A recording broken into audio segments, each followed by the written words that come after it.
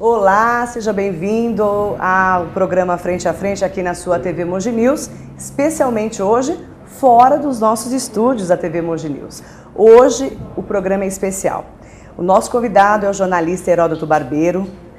Ele é o cara, viu, gente?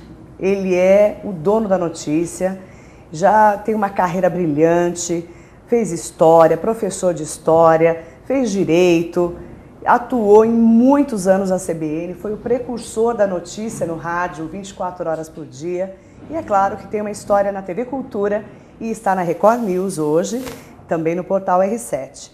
Eu quero contar um pouquinho dessa história do Heródoto Barbeiro, que tem uma história e ligação com Mogi das Cruzes. Prazer estar aqui na Record com você. Olha, para nós é uma satisfação receber você aqui na Record News, né? Que é um braço noticioso do Grupo Record, que é bastante grande, como você conhece, e tem uma importância, né, dentro da comunicação do nosso país. Heródoto, você faz parte da história do rádio e da televisão brasileiras. Você é uma pessoa super culta, que estudou muito, fez história, fez direito, conhece a estrutura, né, do rádio como ninguém, foi para a televisão e brilha hoje, né, no portal R7 e tudo mais. Como começou essa história há 66 anos? Olha, exatamente, eu tenho 66 anos de idade. A minha história começou porque eu sou uma pessoa que comecei a trabalhar muito cedo. Eu comecei a trabalhar com 14 anos de idade com meu pai. Quer dizer, quando eu comecei a dar aula, que eu tinha 21 anos, eu já tinha uns 6 anos de carteira assinada, só para você ter uma ideia, né? Eu já trabalhava, fiz um monte de coisa. Minha família é uma família de origem humilde, de São Paulo. Meu pai teve oficina mecânica, eu trabalhei com meu pai na oficina mecânica, trabalhei na borracharia com meu pai, trabalhei como office boy com meu pai, enfim. Nós éramos uma família muito pobre. Então, a maneira pela qual eu comecei a minha carreira foi estudar, porque meu pai, apesar do meu pai ter se alfabetizado com 17 anos e se formado como advogado com mais de 40, meu pai fez muita questão que a gente estudasse. Então, a primeira oportunidade minha de sair desse mundo, trabalhar como mecânico, a mão tudo suja de graxa, era trabalhar como professor. Então, quando eu entrei no primeiro ano na USP, eu comecei a dar aula, porque eu precisava ganhar dinheiro para ajudar a minha família.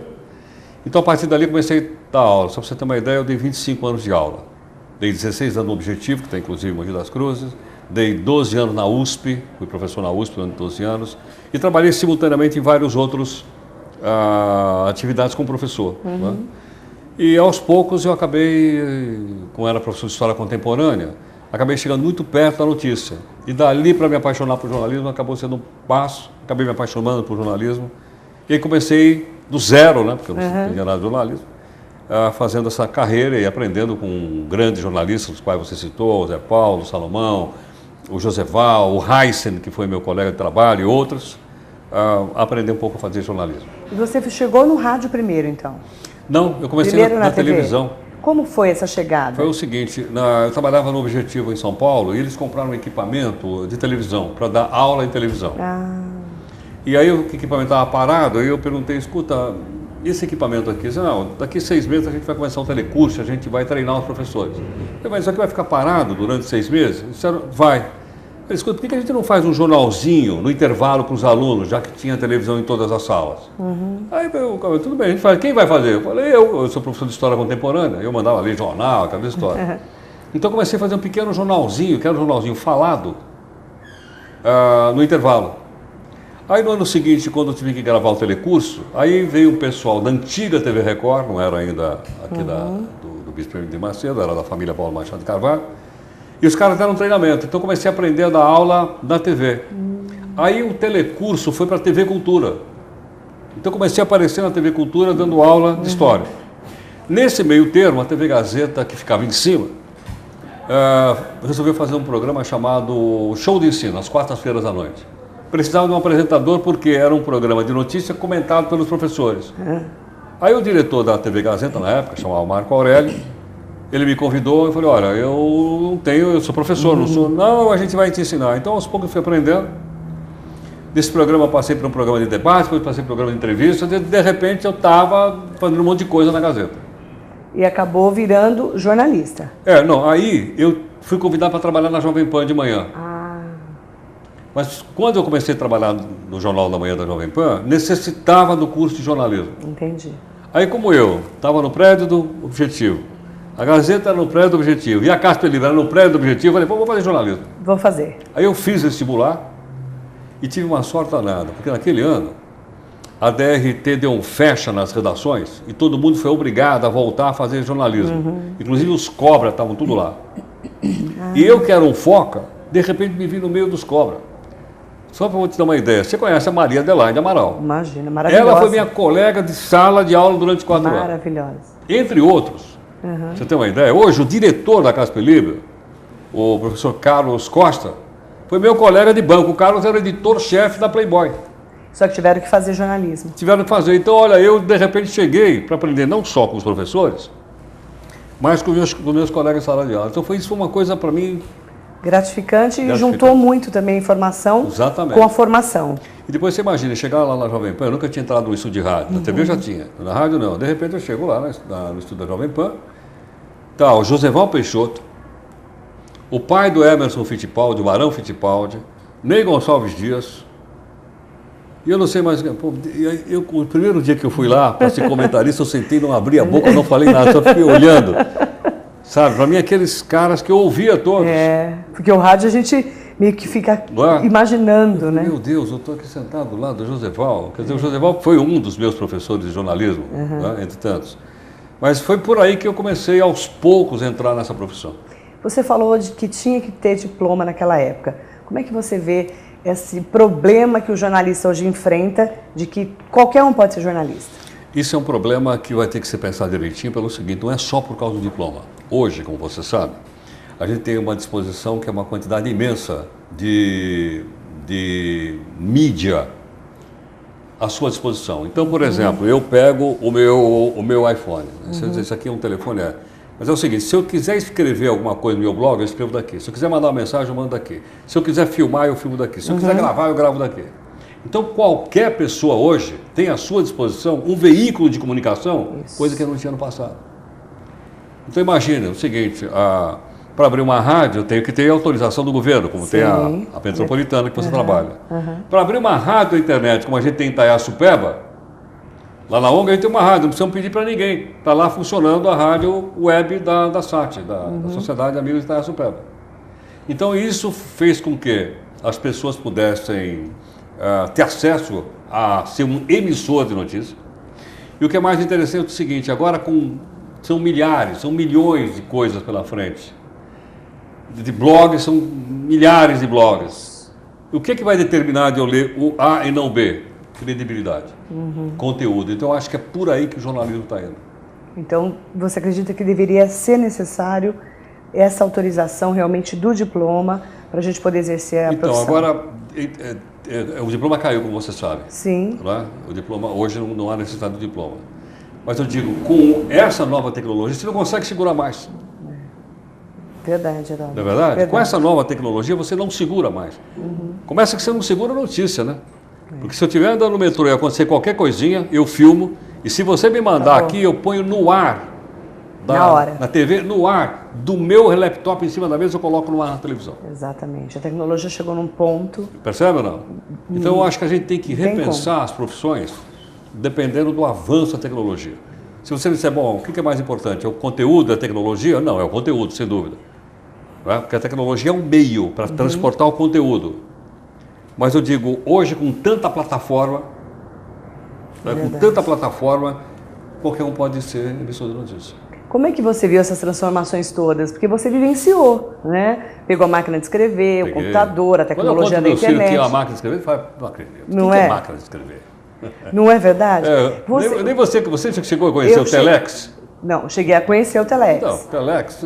Mas já estava já em extinção já. Oi? Eu sou da época do fax. Do fax? Do fax, eu peguei o fax. Pegou o fax. Mas assim, você viu a transformação da tecnologia dentro do jornalismo, principalmente com a rapidez da notícia. Como é que foi se adaptar com isso? Olha, para mim foi o seguinte, eu tenho estado estudando constantemente e olha, sou atropelado pelas coisas, para você ter uma ideia. Não é fácil você acompanhar essa mudança, não é fácil. Porque a velocidade aumentou muito, mas ao mesmo tempo que a velocidade aumentou, a ameaça da gente cometer erro também aumentou. Porque com tanta informação, aparece, morreu fulano, eu pego e boto na televisão, morreu fulano, aí o cara não morreu, o que eu faço? Isso acontece muito. Perco credibilidade, não perco? Verdade. As pessoas não vão acreditar mais em mim. Né? Então, ao mesmo tempo que você tem uma velocidade muito grande, você tem que acompanhar essas mudanças, você precisa tomar mais cuidado. Vou dar um exemplo. a revista americana Newsweek existiu durante 85 anos. Em dezembro agora, de 2012, eles disseram, olha, a gente não vai publicar mais a revista de papel e tinta, agora é só na internet. O Jornal do Brasil que você conhece, tem desde a época do Império Brasileiro, está só na internet. Eu acho que vai tudo para a internet. Eu me arrisco a dizer que a mídia impressa, em vez de ser impressa em tinta e papel, vai ser impressa em bits e bytes na internet. Você acredita que vai canalizar para isso? Mais cedo ou mais tarde, está sugando uma força de um buraco negro. Eu imagino, assim, é a visão que a gente gravidade tendo, da né? internet é uma força muito grande. Agora, Heródoto, você, né, que está aí há tantos anos, acabou ficando na Gazeta, depois você foi para a Cultura. Como foi a saída para a Cultura, para a gente poder chegar aqui na Record News? Olha, eu trabalhei na Cultura pela primeira vez, assim, vamos dizer, não no telecurso, quando eles tinham um programa chamado Vox Populi. Talvez você nem lembra. Eu li. A fase final do Vox Populi eu fiz. Né? Então passei pela Cultura. Dali eu fui convidado para trabalhar simultaneamente, que eu trabalhava de manhã no rádio, comecei a procurar televisão à noite. No SBT. Fui trabalhar com o Marcos Wilson, que foi o jornalista que fundou o moderno jornalismo do SBT, fundou o TJ Brasil e contratou Boris Casoy. Eu trabalhava com ele lá. Então fui trabalhar no SBT. Trabalhei quase 2 anos no SBT. De lá é que eu fui para a TV Cultura. Tá. Entende? Aí você acabou chegando na TV Cultura. Aí trabalhei na TV Cultura, pra você ter uma ideia, somando o período todo, trabalhei 22 anos na Cultura. Nossa, tudo isso. Aí trabalhei no Jornal da Cultura várias vezes, no Roda Viva várias vezes, no Cesta Básica, no Opinião Nacional, fui repórter de rua, fui editor de reportagem, fui editor de texto, fui pauteiro e fiz qualquer coisa que precisava fazer como jornalista, eu fiz lá. Aprendi a fazer lá. E de lá para cá, como é que foi essa vinda para a Record News? E lá foi o seguinte, eles queriam dar o canal Record News não tinha um jornal, eles queriam formar um jornal. Então eles queriam montar uma equipe. Então o diretor aqui do Grupo Record, vice-presidente Douglas Tavolaro, me convidou e me fez a proposta. Falei, olha, assim, você sai da Cultura e vem fazer um jornal da Record News. Falei, mas escuta, eu posso continuar de manhã na CBN? Não, não tem problema. Aí eu fui lá na CBN e falei, olha, é o seguinte, eu vou trocar a Record News pela Cultura pela Record News. Mas aí não consegui, por quê? O Grupo Globo, como você sabe, Globo da CBN. É inimigo do Grupo Record. Entendi. Aí eu cheguei aqui e falei para ele, olha, aí ele falou, não, faz o seguinte, vem para cá. Quando ele falou, vem para cá, mas eu não esperei a segunda vez. Chamou, você veio? Eu vim. Falei, largo a CBN, vim para cá e olha, estou aqui há exatamente 2 anos. Quero dizer para você que eu estou extremamente feliz de trabalhar nessa empresa. Sério? Não só pela liberdade editorial que eu tenho aqui e que está garantida em contrato, pode ter certeza. Mas a empresa é uma empresa boa de trabalhar, entendeu? Aqui vale a pena. Eu estou muito contente de estar aqui. Não, se você me disser, você está arrependido de ter saído da CBN? Não. Da Cultura? Não. Porque eu acho que aquilo lá pertence agora ao meu passado. Eu tenho me esforçado aqui. Aqui me deram a oportunidade para ir trabalhar na Olimpíada, pô. Passei 5 semanas em Londres, fazendo uma coisa que eu nunca fiz na minha vida, que é cobrir esporte. Você imagina, eu cheguei lá para cobrir esporte, quem estava lá? Só tinha cobra. Era o Oscar, era a Magic Paula, era o Álvaro, que é o nosso comentário. Só tinha cobra, meu. Falei, putz, que chance! Eu acompanhei você. Entendeu? Brilhante, que chance, né? para mim de aprender. Olha só, foi essa empresa que me deu. Bacana. É uma fase nova, digamos assim. Eu me sinto assim como se tivesse, não 66, mas uns 65. Heródoto, você faz parte dessa história toda, né, do rádio, da televisão, que se mistura e que mostra que o jornalista tem que ter uma boa formação. Você fez história, você fez direito. Como é que faz para trazer realmente a notícia com credibilidade? Como você consegue fazer? Olha, primeiro é o seguinte, você sabe muito bem, eu estou dizendo para as pessoas que não conhecem, mas você sabe. Jornalismo a gente faz em equipe, ninguém faz jornalismo sozinho. Às vezes aparece a cara de um sujeito só, você acha que ele não é. Tem uma equipe de 40 pessoas, lá 50 pessoas. Então, para você fazer um jornalismo de credibilidade, a equipe tem que estar comprometida com isso. Vou te contar um caso. A gente estava trabalhando aqui na tarde na redação, um belo dia um colega falou assim, olha, morreu o Gaddafi. Vamos dar? Pera. Como assim, morreu o Gaddafi? Quem que está dando? Uma agência internacional está dizendo que o Gaddafi da Líbia morreu. Eu falei, olha, vamos dar uma olhadinha aqui na BBC. Aí nós abrimos a BBC não está dando. Falei, se a BBC não está dando, não vamos. Mas não. Eu fiz estágio na BBC. A BBC é o seguinte, se eles não tiverem 3 fontes confirmando que uma coisa aconteceu, eles não publicam. Entendi. Agora, quando você fala o nome BBC, o que vem atrás? Credibilidade. Percebe?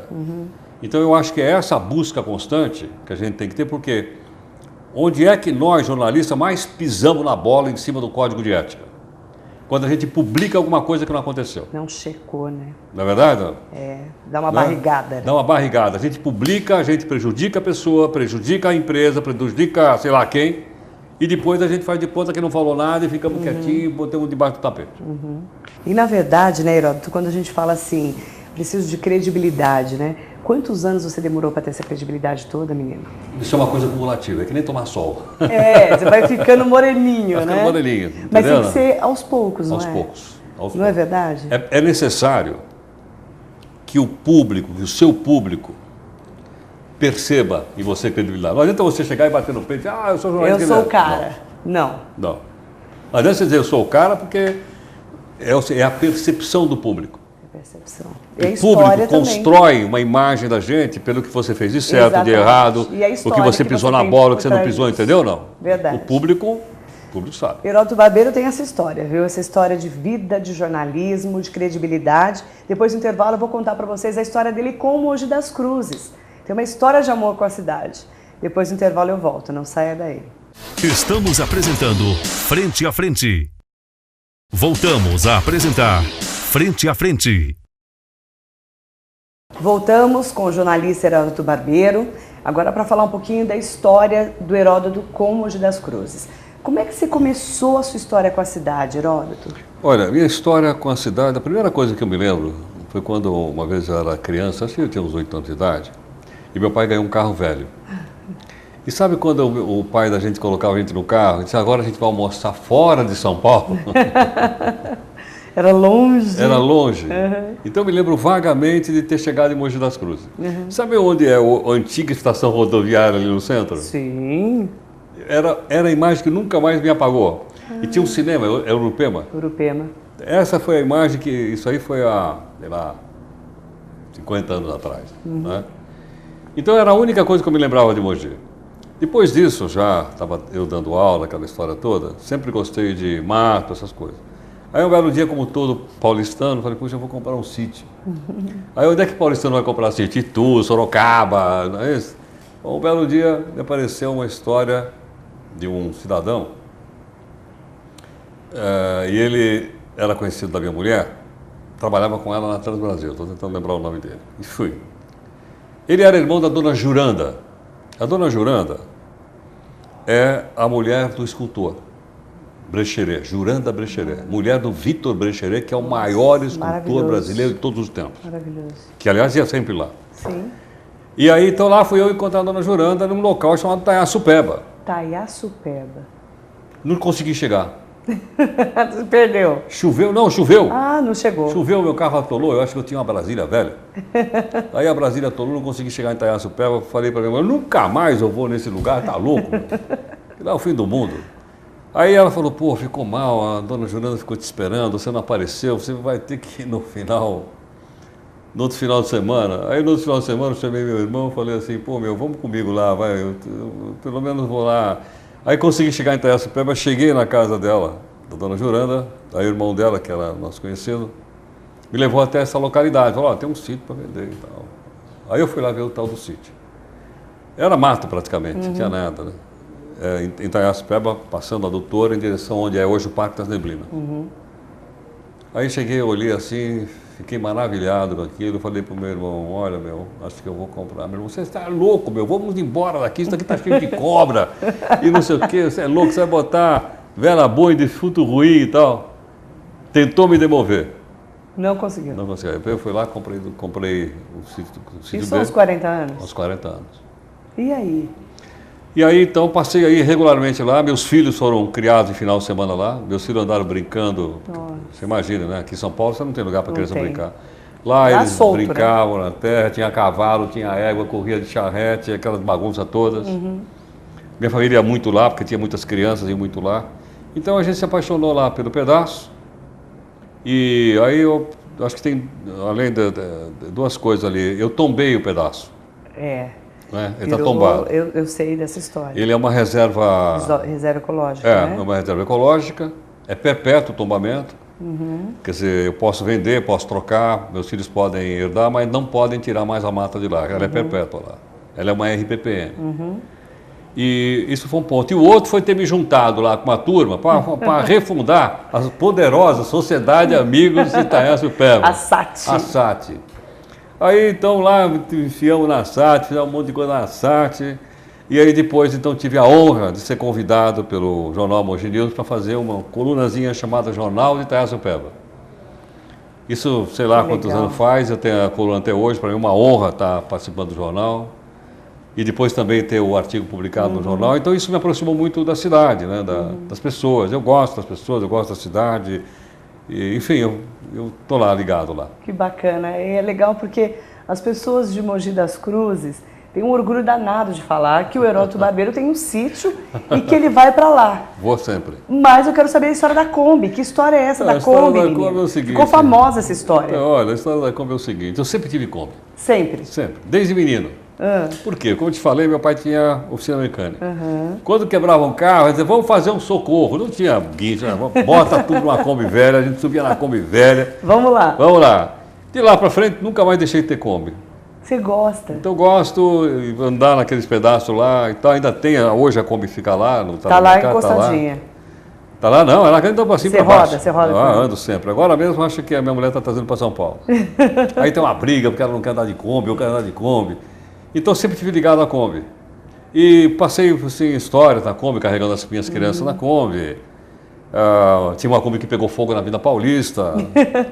Enfim, então e o pessoal sempre brinca muito, né? Porque Kombi é um carro exótico, né? Nossa, hoje nem tem, né? Nem tem mais. Aí o pessoal pega no seu pé, pô, tem uma Kombi na minha frente que não andava, tem uma Kombi da Kombi. E eu sempre andando de Kombi.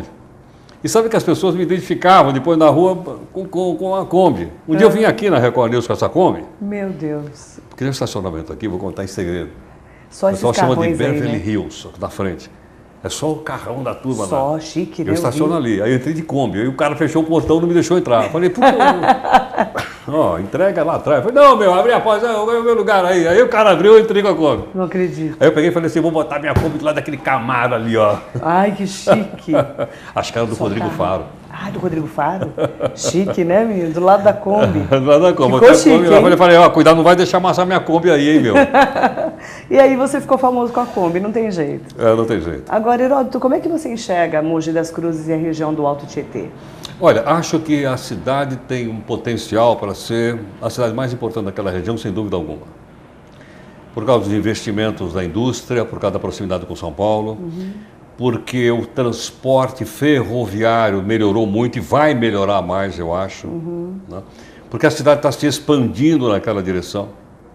Então, eu acho que Mogi tem assim uma posição, vou usar um termo meio pernóstico, geoeconômica, para se tornar o grande polo da região do Alto Tietê, sem dúvida alguma. A TV Mogi News fez um ano que está 24 horas no ar. Como é que você vê também uma TV chegando na cidade, né, sendo aí um desafio para o Sidney Antônio de Moraes e para toda a equipe? Olha, acho o seguinte, isso é uma demonstração do potencial da cidade.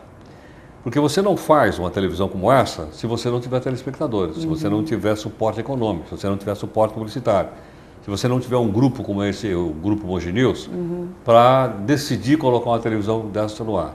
Então, eu acho que isso é mais um sintoma da importância que tem a cidade, Mogi das Cruzes, né? E todo os seus setores, especialmente os seus empreendedores. Né?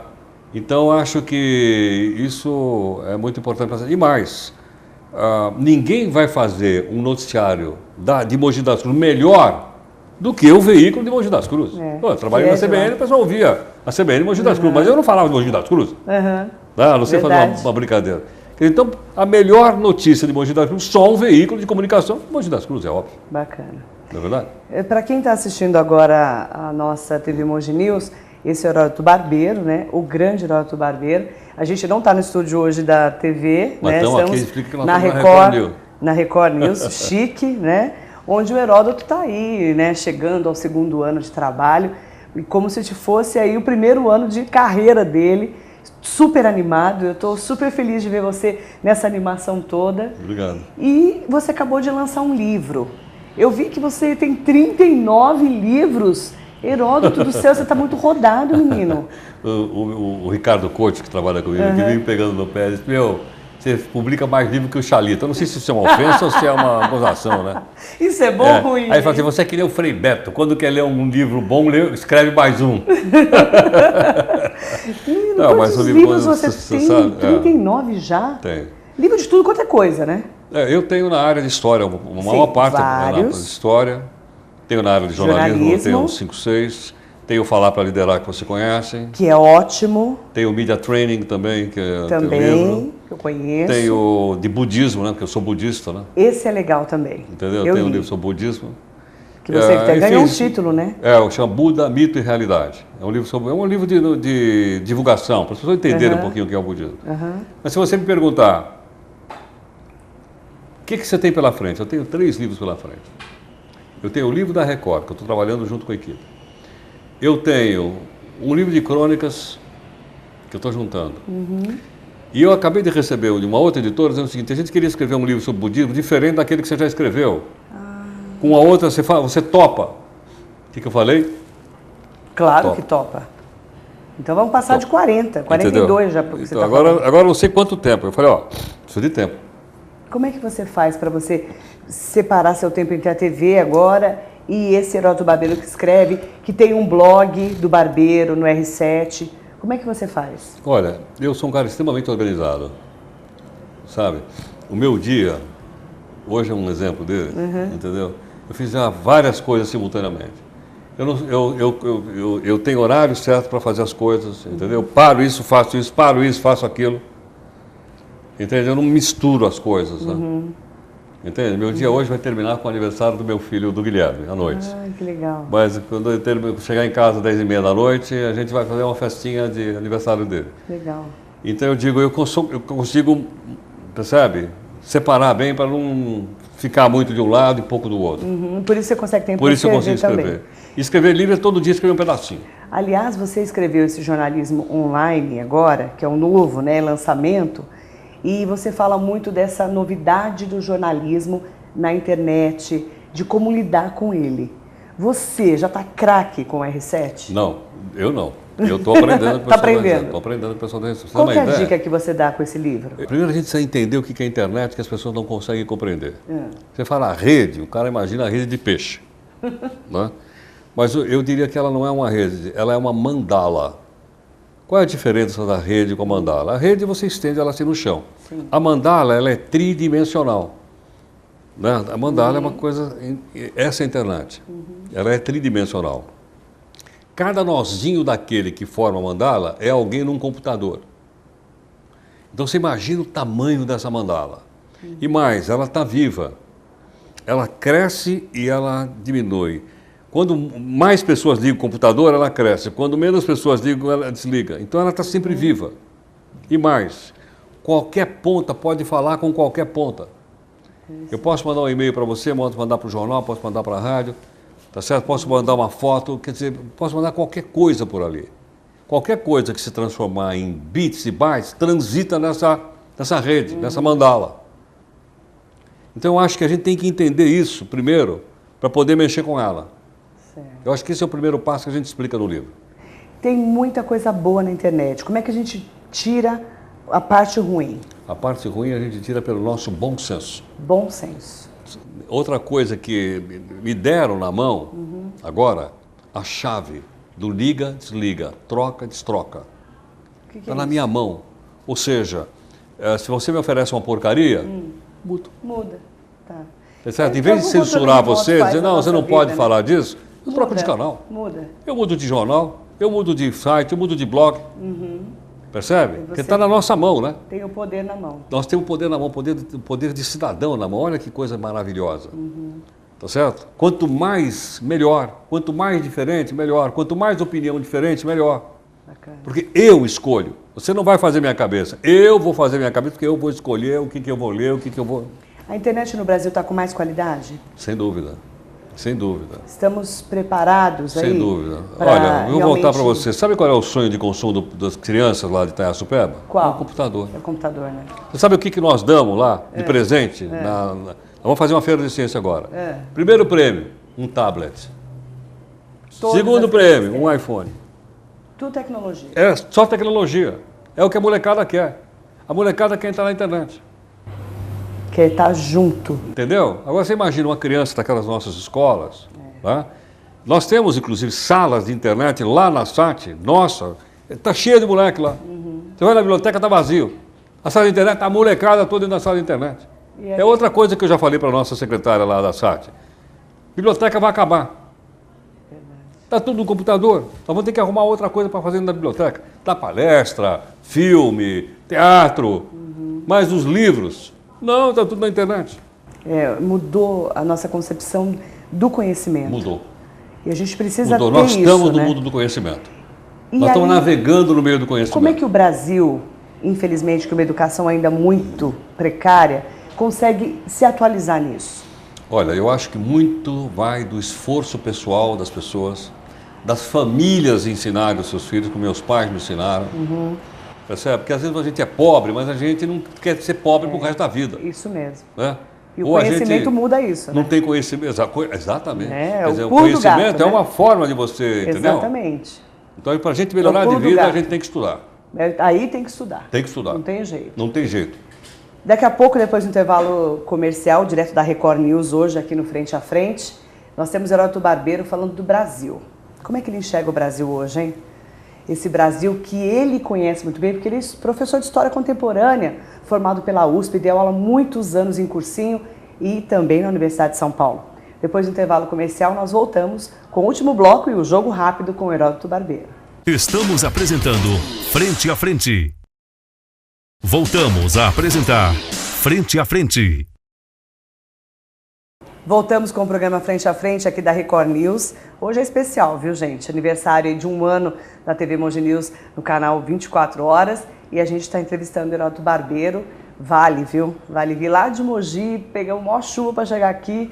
Valeu a pena ter o cara aqui com a gente, que tem uma história muito bacana com Mogi das Cruzes e que tem um conhecimento muito vasto, né? Eu posso falar que eu sou radialista há 20 anos e sempre te ouvi na CBN, aprendi muito com você, sou meio que uma pupila sua. Obrigado. E sua fã também, já vou deixar aqui consignado. Obrigado. Heródoto, você é professor de História Contemporânea, você sabe melhor do que ninguém a história do Brasil.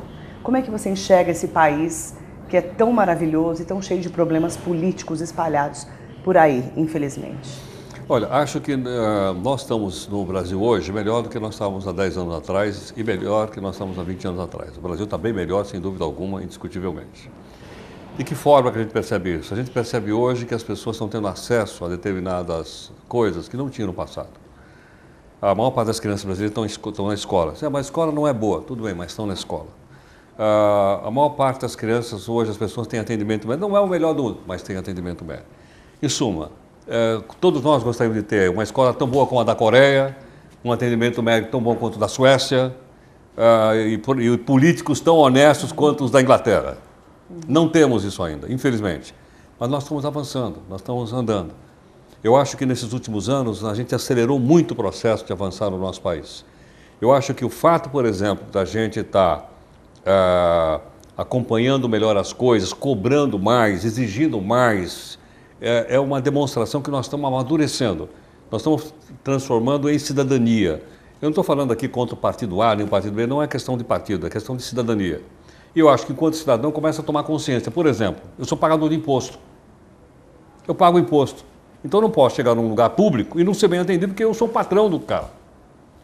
Eu não posso usar uma estrada que não está bem colocada porque fui eu que botei o dinheiro. Cadê meu dinheiro que eu paguei de imposto para arrumar a estrada? Então eu acho que na medida que você vai adquirindo essa consciência e você vai cobrando de uma maneira cidadã e democrática, o país está melhorando. Eu acho que está melhorando. E outra coisa também, nós socialmente hoje nós estamos melhor do que nós estávamos. Imagina o seguinte, a nossa presidente é uma mulher. Um avanço. Um avanço extraordinário. Eu nem estou entrando no mérito pessoal dela. Quem é, de que a quem eu partido, respeito. mas é uma mulher. É uma mulher. O presidente do Supremo Tribunal Federal é um negro. É um negro. Sabe, essas duas coisas, para mim, são coisas que me deixam emocionado. Né? Oi? Mudam os paradigmas. Exatamente, me deixa emocionado, entendeu? Eu não estou falando do Joaquim Barbosa, pessoalmente. Estou falando do negro que está lá, que é o presidente do Supremo Tribunal Federal, pô. E o Lula, recentemente, que era um metalúrgico e presidente da República. Então, significa o seguinte, significa que nós estamos mudando. Podemos concordar com isso, discordar daquilo, porque faz parte da democracia. Mas eu digo, se você olhar sobre esse prisma, você vê que a gente está avançando muito. A Eliana Calmon, lá do CNJ. A mulher é uma coisa extraordinária, pô. Não é? E vai por aí afora. Então você não tem mais aquela elite, não é? Formada por poucas pessoas que sempre trocavam. Hoje você tem outras pessoas entrando, de outras formações, de sexo diferente, de origem étnica diferente, porque o nosso país é um país multirracial, né? Então eu acho que tudo isso mostra que nós estamos melhores, muito melhores. Aí a pergunta, né? Como é que nós vamos enfrentar para chegarmos bem e inteiros na Copa do Mundo de 2014 e na Olimpíadas de 2016? Você estava falando que você cobriu, né? Foi lá cobrir, tudo chique. Foi, tudo chique, com o uniforme da Record. Então, menino, agora você vai cobrir com o uniforme da Record, mas nós vamos ter estrutura para isso? Eu acho você acha que nós vamos conseguir? Não, eu acho que, infelizmente, não vamos ter. Não vamos ter. Não. Igual da Inglaterra, não vamos ter. Não Sabe quantos voluntários tinha em Londres? Não lembro. Voluntário, trabalhando de graça. 75 mil pessoas. Nossa, é muita gente. Agora, por quê? Porque a gente não pode comparar porque a história deles é muito mais antiga do que a nossa. A democracia lá é muito mais antiga do que a nossa. Entendeu? Não? É bom a gente olhar como inspiração? Sim. A comparação, não, porque a história é diferente. Agora, eu acho que a gente fazer Copa do Mundo e Olimpíada aqui é um desafio para a gente. Nós não queremos fazer um papelão. Não dá, né? Entendeu? Fica não? feio, né? Vai ficar ruim para nós, então nós vamos ter que nos esforçar. Eu acho que é assim que a gente cresce. Então você é a favor de fazer no Totalmente. Brasil? Mas vamos ter que aprender muito. Temos que aprender muito e deixar roubar menos do que estão roubando nos contratos aí das obras. Esse é o problema, né? Porque nós tivemos aí experiência do Rio, né? Tivemos, do Pan-Americano. O Pan-Americano está aí bem recente para a gente saber que o bicho pegou lá para aquele lado, tem dinheiro que a gente não sabe onde foi parar até hoje. Exatamente. Então tomar mais cuidado com isso. Sem dúvida, concordo totalmente com você. Você vai cobrir? Pretendo. Pretende? Pretendo. Com o uniforme da Record bonitinho? O uniforme da Record aqui, escrito direitinho e tal. E o Brasil vai ganhar a Copa? Você fala do futebol? Futebol. Olha, vai ser difícil. Você acha? Eu acho. Tá muito ruim, né? Time. Eu acho que está muito difícil porque eu não entendo nada de futebol, sou só torcedor, corintiano. Eu vejo o futebol europeu jogando de uma maneira diferente do futebol brasileiro. E muito melhor do que nós. Cresceu muito, né? Cresceu muito, entendeu? Eu olho o futebol europeu, gosto de futebol, ele me lembra mais o futsal, de tão rápido que é. E o nosso é ainda aquele, sabe? Então, por isso, eu acho que se a gente não alcançar isso, a gente não vai levar, não. E agora, o jogo rápido com o Heródoto Barbeiro. Você tem um ídolo, Heródoto? Se eu tenho? Ídolo. Eu tenho ídolo, sim. O meu ídolo, eu tinha um ídolo, depois troquei por outro. Quem? Meu atual ídolo. Quem? Nelson Mandela. Por que você trocou? Troquei porque meu ídolo era o Gandhi. Porque eu encontrei um homem com um coração tão grande quanto o Gandhi e um homem que teve nas mãos a possibilidade de se vingar contra o que fizeram e ele disse, não, vamos fazer um país junto. Isso para mim... Nelson Mandela. Nelson Mandela. Livro de cabeceira. Olha, eu não tenho um livro de cabeceira porque eu vivo lendo um monte de livro. Né? Então tem vários. Mas meus livros, se eu tivesse livro de cabeceira, eu não tenho, porque eu estou lendo um livro agora sobre a teoria do grátis. Nossa. Esse cara é maluco, pois é. Estou lendo um livro sobre a teoria do grátis. Esse é o livro de cabeceira do momento. No momento é. É um autor que chama-se Chris Anderson, publicado pela editora Campos. É um negócio extraordinário. Eu acho que o pessoal da área de administração e os empresários deviam ler. Publicado pela Campos, o autor é Chris Anderson. Bacana. Chama A Economia do Grátis. Filme, um filme que te marcou, tem? Muitos. Mas talvez o que mais me marcou, eu tenho uma porção que eu gosto realmente. Eu acho que o que mais me emocionou foi O Carteiro e o Poeta. Lindo. História de Pablo Neruda. Do Pablo Neruda. Uma frase marcante. que venha de cabeça. Sim, é a frase do nosso querido Cláudio Abrão. O jornalismo é a prática diária da inteligência e a prática cotidiana do caráter. Você faz isso todos os dias. Todo dia, tento fazer. Um exemplo de vida para você. Quem é uma pessoa que é um exemplo? Um exemplo de vida, tenho visto várias pessoas que são exemplos de vida.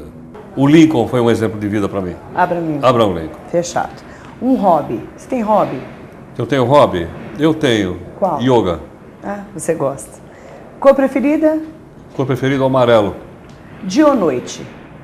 Dia. O que você faz nas horas vagas? Não tem nada para fazer, faz o quê? Eu caminho, eu converso com as pessoas, eu leio nas horas vagas, adoro ler nas horas vagas. O Heródoto Barbeiro é bom em? Sou bom em? Olha, eu acho que eu sou bom em aprender.